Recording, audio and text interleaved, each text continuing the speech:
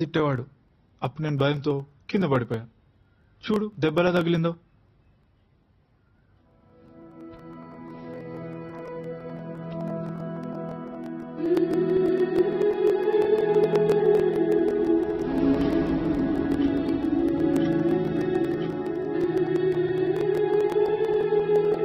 నాకు స్కూల్కి వెళ్ళాలని లేదు అంకల్. డాడీ చెప్పినట్టు వింటున్నా, చదువుకుంటున్నా, కానీ మర్చిపోతున్నా. ఎగ్జామ్ లో తక్కువ మార్క్స్ రావడం వల్ల ప్రిన్సిపల్ ఎవరిని నాతో మాట్లాడొద్దని చెప్పింది. స్కూల్కి వెళ్తే చాలా లోన్లీగా అనిపిస్తుంది.